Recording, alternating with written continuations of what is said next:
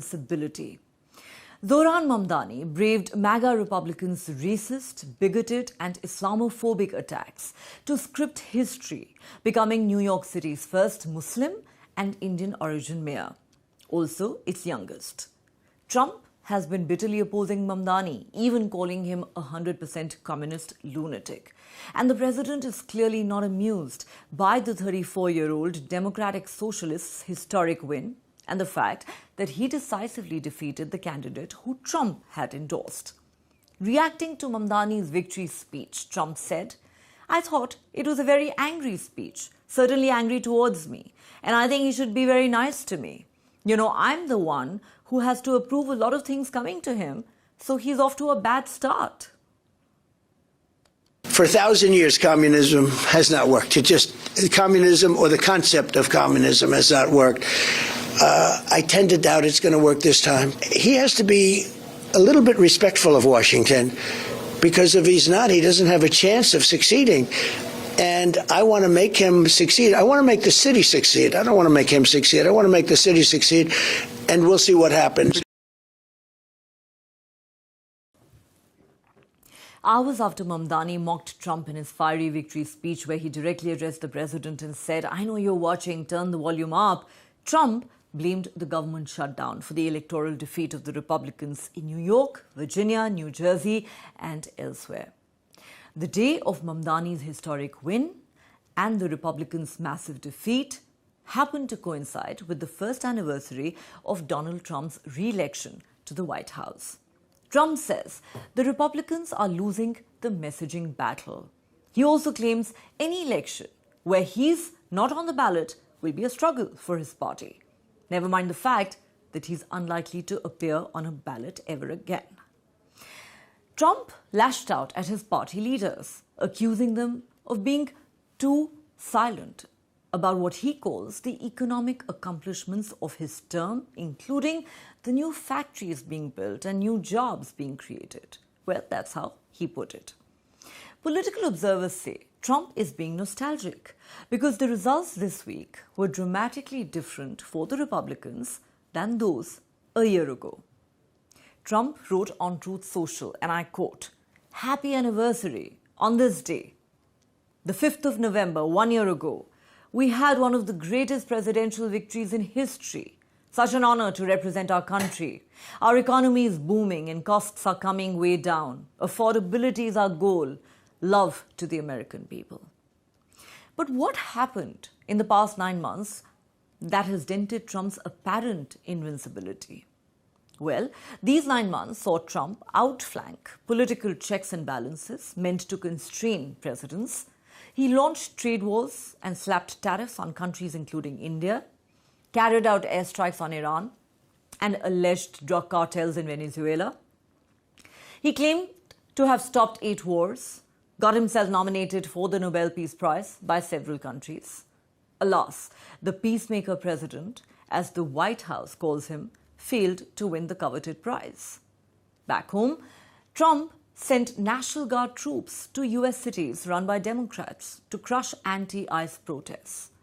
In the initial months, Trump's advisor, Elon Musk, laid off hundreds of thousands of employees before falling out with the president over the big, beautiful bill. Trump bullied universities, legal firms, and even humiliated journalists at his press conferences. Donald Trump also suffered a setback after stand-up comedian Jimmy Kimmel, who was taken off air following criticism from the president and his MAGA base, had his show reinstated. Several universities have pledged to resist the Trump administration's efforts to impose its ideology by withholding federal funding. But Mamdani, who unapologetically calls himself a Muslim and a democratic socialist, proved to be a tough nut to crack. Many have expressed concerns over how Trump will respond once Mamdani officially takes over as New York City mayor. The Republican leader, who had already threatened NYC voters, asking them to vote for Andrew Cuomo or risk losing federal funds, is known for his aggressive power play and vengeful attitude. Many believe Mamdani could have a hard time dealing with Trump. Meanwhile, Zohran Mamdani has announced an all-women transition team. He has urged his supporters to start donating again to fund the transition. Good morning, New York City. Thank you. Last night we made history, and today we begin the work of making a new administration. Welcome to the transition. This is the period over the next few months where we build a city hall that delivers on the promises of our campaign, to make New York City affordable and to make government accountable to the people it serves. As we prepare to govern, we'll start announcing the leaders who will help implement our agenda. People like deputy mayors who oversee entire areas of government, and the commissioners who carry out the critical work of city agencies. These appointments will be driven by excellence, integrity, and a hunger to solve old problems with new solutions. Talking to organizers on the front lines of the fight to improve our city, government veterans with proven track records, policy experts from around the country and the world, and working people who know better than anyone what our neighborhoods deserve. And this will be a period, like the campaign we ran and the city hall to come, defined by transparency. Because New Yorkers deserve a government they can trust. On January 1st, I will be your mayor. New Year's Day and a new era for this city. Oh, and one more thing. Remember how I told you a few months ago to stop sending us money? You can start again. This transition requires staff, research, and an infrastructure that can meet this moment. And it will be made possible by the people who built and believe in this movement. So I hope you'll make a donation at transition2025.com. Now let's get to work. The question many are asking is, as Mamdani embarks on his new political journey, can he deliver on his promises? And will a seething Trump allow him to do it? Political observers believe that MAGA Republican supporters who had demanded the revocation of Mamdani's American citizenship will go all out to target the mayor-elect. All right, let's now go across to our guest. Joining me on Global Pulse tonight is Professor Andrew Latham. He's a professor of political science at Macalester College. He joins us live from Minnesota in the US. Professor Latham, good to have you back on the show. First and foremost, it is clear that Donald Trump and the Republican Party have had a pretty bad day at the office. And when you compare it with the massive win that they achieved a year ago, the whole thing would seem even more disappointing and painful. Do you believe the 4th of November, and especially Zohran Mamdani's historic win, have in many ways punctured Donald Trump's aura of invincibility? At least the man thought he couldn't lose. Yes, well, I think Donald Trump himself has punctured his own aura of invincibility. He's had a tumultuous year plus, to say the least. There have been ups and there have been downs. Polling clearly indicates that Republicans were blamed for the government shutdown. I think mistakenly, but it doesn't matter what I think. It matters what the vast majority of Americans think. It has to be said in New York City that Andrew Cuomo was not exactly the most popular candidate to be running against Mamdani. And of course, the vote was split between Sliwa and Cuomo. It didn't matter in the end because Mamdani won 50+.1%, something like that. He would have won even if there had only been one candidate running against him. And so if you look at New York City as a microcosm for what took place in Virginia and across the country recently in this election, we can see that it has to be said, too, that Donald Trump wasn't, in fact, on the ballot. And that actually matters. But if we sort of control for that, it still seems clear that his message isn't resonating, especially with minorities who had been migrating towards the Republican Party, racialized minorities, religious minorities. They seem to have reverted back to the Democrats in many cases. And then there's just the fact that he is, I'm going to be charitable here, somewhat abrasive in his political persona, which puts a lot of people off, even if it mobilizes some people. So you put all of these factors together, and it's a very complicated picture, but it doesn't surprise me that things didn't go well for the Republicans yesterday, and for Donald Trump in particular. And of course, he's reacting the way one might expect. He's lashing out in a, to be charitable, somewhat petulant way. He's lashing out, being uncharitable and acting petulant. Well, that's just Donald Trump for you, isn't it? But, to look at the big picture and the message that has emerged from the 4th of November, there are two schools of thought on this. There are those who say that this should be a wake-up call for Donald Trump and the Republicans as they prepare for the midterms next year, because it's not just Zohran Mamdani who defeated the Republican candidate and the candidate endorsed by Donald Trump in the New York mayoral election. The Democrats pretty much swept every election on the 4th of November. And then there are those who say that the Democrats shouldn't get carried away by these wins. After all, these wins have come from what are already deep blue cities and states, perhaps with the exception of Virginia. Correct me there if I'm wrong. So how do you look at it? What really are the big takeaways from the 4th of November? Well, I think it's true that Republicans do need to have their eyes on the midterms next year, because if they lose that, then you've got a lame duck presidency, and that's not going to work well for them. So the other thing, though, to bear in mind is that the Democratic Party is internally divided between the traditional Democrats, who are very working class oriented, and then this progressive wing that Mamdani represents and embodies in some ways. And right now it looks that, at least in New York City, the Mamdani progressive social democrat side, democratic socialist side, is prevailing. But that's not going to play well across the country. And so, the Democrats have to sort out what party they actually are and what their natural constituency and base is. And on the other side, the Republicans have to figure out a new message. You know, it's interesting that in ways that I don't really approve of, Donald Trump and his administration have kind of solved the border problem. The numbers crossing illegally into this country have gone way, way, way down, which means that people who were mobilized by that issue are no longer mobilized by that issue, because in their minds it might have been resolved.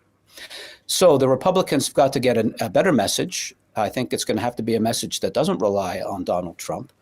And they're going to have to hope that the Democratic Party doesn't resolve its internal contradictions and tensions and kind of falls apart on its own, and that they can therefore capitalize on that and carry the day when the midterm elections roll around. That's a lot of ifs upon which to build a strategy and a plan. And, a plan is not a promise. They have to be adaptable as well as circumstances change between now and the next election cycle. So let me ask you this, talking about the big message that these elections carry for Donald Trump and the Republicans. Now, Trump's own analysis is as follows. The Republicans lost because, well, he was not on the ballot. Chances are he will never be on the ballot again. 2, the government shutdown. He believes that that was a huge factor. 3, he says the Republicans are too silent on his administration's economic accomplishments, as he puts it. Do you agree with any of that analysis? Or again, these are big accomplishments only in Donald Trump's head? Because many have appeared on this show and said that perhaps one big reason why the Republicans were wiped out in these elections is because Donald Trump has actually neglected the economy. Yes, and I think most people aren't experiencing the economic upturn that Donald Trump talks about. He's accomplished some things. Every president does. He wasn't on the ballot. I think that's fair enough. The Republicans did not have much of a message other than, kind of, if it ain't broken, don't fix it. But in fact, for many Americans, the experience day to day is, well, it is broken. Especially for people in New York City who are not amongst the 1% super wealthy. The cost of living is extraordinarily high, and it's not gotten any cheaper under Donald Trump. But that's true across the country as well. Inflation rates are down, but the inflated prices that were as a result of inflation in the past, they haven't gone down. And so what was Donald Trump running on? Most Americans don't care that he's making peace between Azerbaijan and whomever. They just don't care. I think he had some case to be made that he was a peacemaker, certainly of a sort, but that message doesn't resonate with your average American. They're looking at kitchen table issues. They're looking at what it costs to feed their family, what it costs to put their kids through school, what health insurance is going to cost if they have health insurance. Those are the kind of things they're interested in. And Donald Trump simply wasn't able, the Republicans weren't able to make the case that Donald Trump had delivered on any of those things. And so when you add all that up, it's easy to say in retrospect, but some of us said it looking forward a few days ago, the Republicans were going to suffer a resounding defeat, and they really did. They really did. So what, according to you, are the big takeaways for the Republicans as they look ahead at the midterms? You know, many of them are sort of consoling themselves by saying these were deep blue cities and states anyway, not a big deal. But clearly, the voters here have a message for Donald Trump and the Republicans, don't they? Yes. I think, number one, you have to have good candidates. Glenn Youngkin, who was term limited, he was the governor of Virginia, very right of center, not quite Trumpian, but certainly on the Republican right. And he wasn't allowed to run again. And so his successor, a Republican, was defeated by a Democrat. That need not have happened if they had positioned her, the Republican candidate, better and drawn on Youngkin's record. So what I'm saying is that personalities matter. You have to have good candidates, first of all. You have to have good issues that actually resonate with the majority of people. Yes, you're probably never going to win New York City. And there's a few other blue places, but there are lots of red places where you have to hold on to power, and lots of purple constituencies, sometimes red, sometimes blue. Some of those are trending more blue, some trending more red, but those are seats that can be won for the House and for the Senate, and they'll contribute to the Electoral College and the presidency down the road. You have to be mindful. I have to believe that there are strategists in Republican circles who are looking at this, looking forward, reading the tea leaves, as it were, and coming up with a strategic plan that capitalizes on their real strengths. They have things to offer, minimizes their real weaknesses, and they have a lot of weaknesses, and better positions them if they hope to win. We'll have to wait and see. Okay.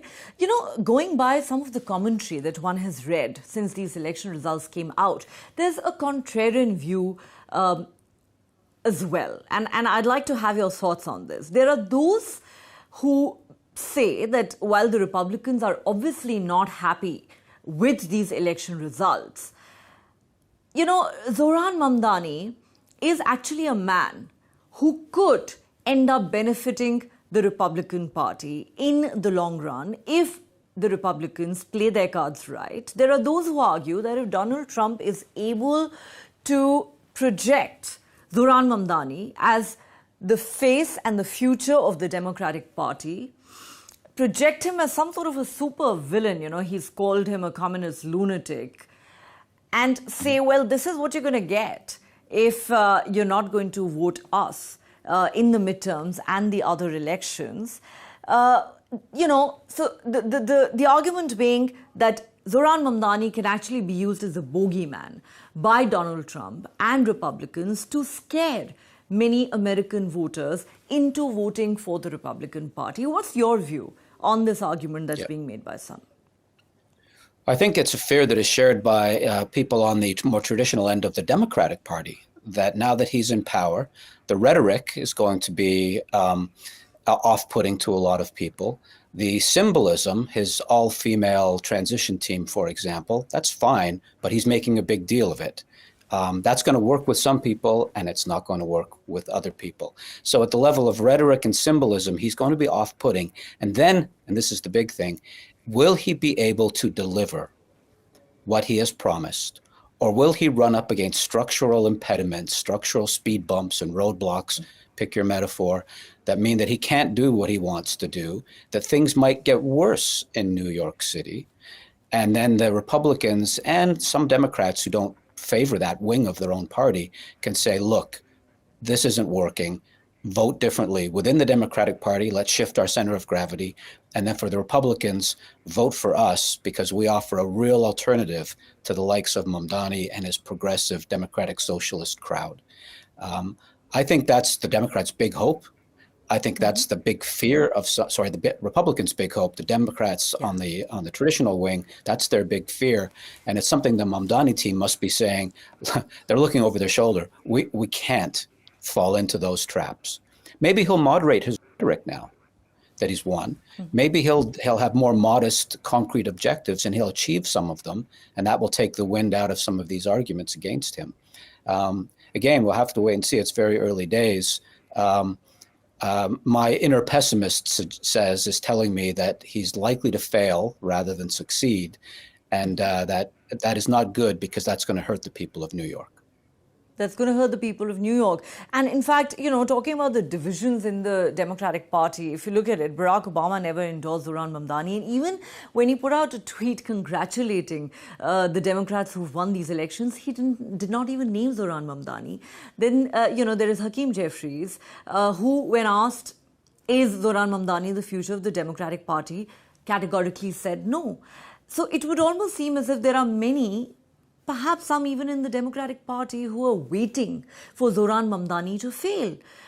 So my question is, how difficult do you believe Donald Trump is going to make life for Zohran Mamdani and New Yorkers? Well, again, if we look at it rhetorically and symbolically, he's going to do his level best to represent, frame, and portray Mamdani as an abject failure and as a commie and all the stuff that he likes to frame him as. In terms of concrete policy, this is not, the president's powers in this country are limited constitutionally. The Supreme Court now has sort of slapped him back a little bit. There's not really much he can do directly, concretely, in terms of policy to harm New York City or to harm Mamdani. That's not going to stop him, A, from trying, and B, it's not going to stop him from talking about Mamdani in a particular way, trying to frame him as this woke, left-leaning, progressive commie who failed in New York City. I think we're going to hear a lot of that coming from President Trump.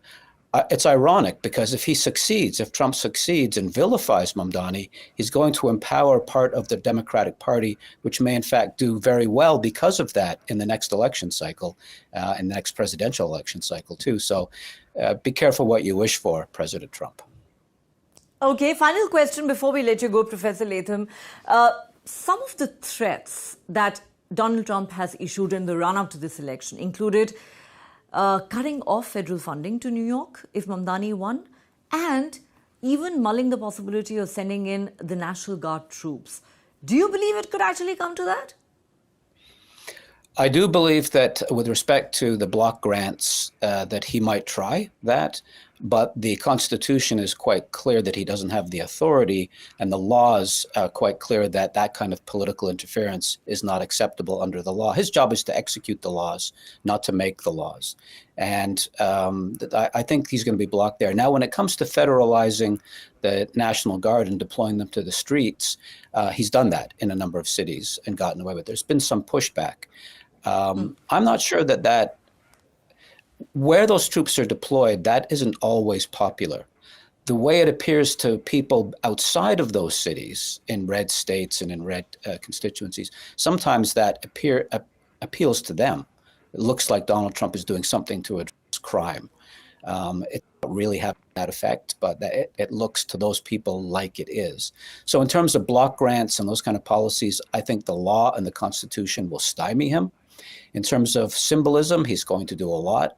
And one of those symbolic things might be to deploy, even if only a handful, some federalized state National Guard troops to the streets of New York City. He's threatened to do it. Who's to say that he will not carry out his threat? I think one thing we can agree on is that while it's been an absolutely stupendous and historic win for Zohran Mamdani, he has his task cut out for him. Professor Andrew Latham, thank you so much for speaking to me on Global Pulse. A pleasure. Our other big story tonight. If you needed any further proof of how unsafe women continue to be around the world, here's a shocking story from Mexico. One that tells you that you could be the president or prime minister of a country, but if you're a woman, you cannot take your safety for granted. Mexico President Claudia Sheinbaum has said she will press charges against a man who groped her during a public appearance. You heard that right. The president of Mexico was groped in full public view. Phone footage of the incident that took place on Tuesday shows Sheinbaum speaking to a group of supporters on a street near the National Palace in Mexico City.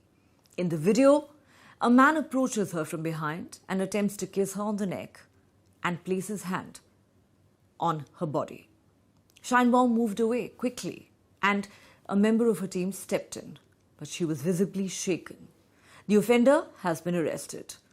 Later, at a news conference, the president said, "My view is, if I don't file a complaint, what will happen to other Mexican women? If they do this to the president, what will happen to all women in our country? I decided to press charges because this is something that I experienced as a woman, that we as women experience in our country. I've experienced it before when I was not president, when I was a student," she said. And she added that she had decided to press ahead with bringing charges against the man as he had also harassed other women in the group. "A line must be drawn," she stated. Good as well. A significant amount of information really every day. Well, until this person who was completely drunk came over, and that's when I experienced this episode of harassment, really. At that moment, I was actually talking to other people. I realized immediately, and then Juan Jose arrived, he's the one who coordinates the entire support team. He moves them, and it wasn't until I saw the videos later that I realized what had really happened, because I was talking to a lot of people. Of course, I did feel this person getting very close. He's connected to Michoacan, and specifically to Uruap. But I decided to file a complaint because this is something I experienced as a woman. But it's something that women in our country experience. I've experienced it before, when I wasn't president, when I was a student, as a young woman.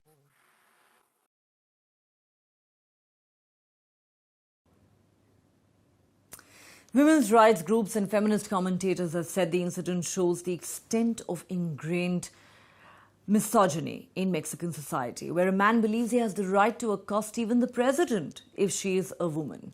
Though let's be honest, this is a challenge women face around the world. Statistics show femicide is also a huge problem in Mexico, with a staggering 98% of gender-based murders estimated to go unpunished.